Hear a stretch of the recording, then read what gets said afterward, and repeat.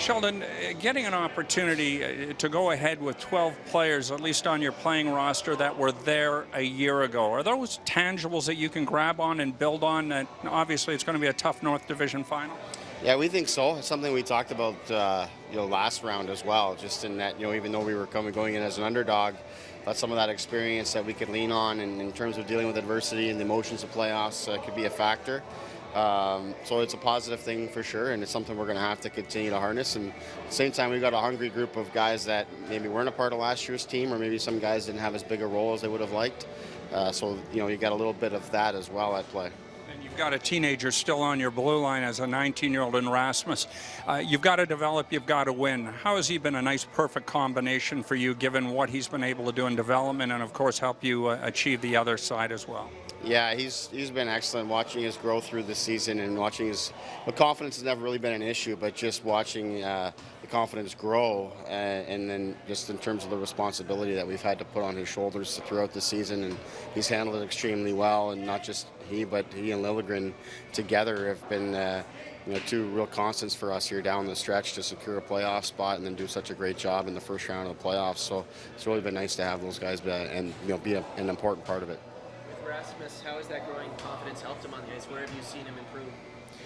Well, I think it's just his ability to handle contact and physicality and the increased pace of play and the strength of the opponents.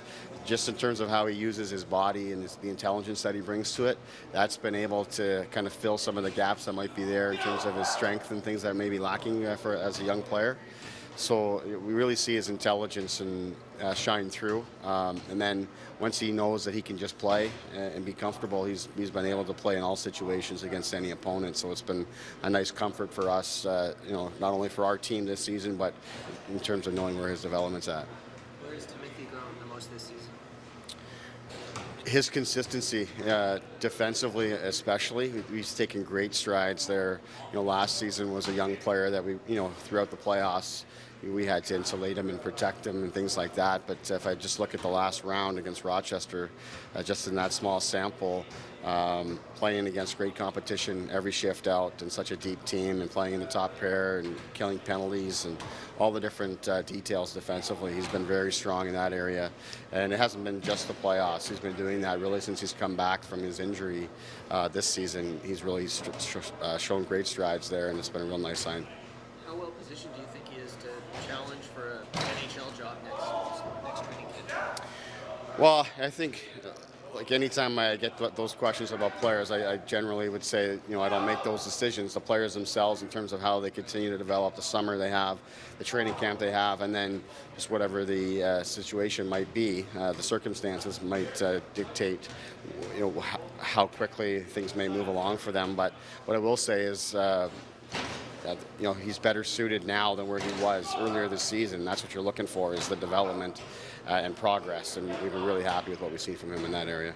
Defensive mindset of your club, Sheldon, is this one of your good accomplishments that you're happy about where they're at right now? I look back to last season and all the offensive flair you had, but the defensive foundation right now and what we saw in the previous series against Rochester.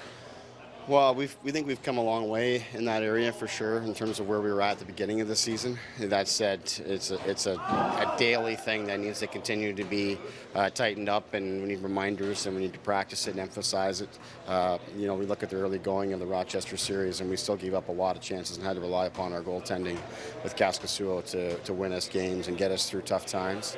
So we need to continue to do a better job there, but some of the individual developments of players, like the young defensemen we're talking about, have really helped fill those gaps for us. And the players themselves have recognized that offense is harder to come by, and we're more committed as a team to team defense. Our penalty killing has gotten better, all those little things that have helped keep the puck out of our net. We always ask the players about how they've developed. This has been a great run for you here in Toronto with the Marlies. How have you grown, do you think, as a coach over the last few years here?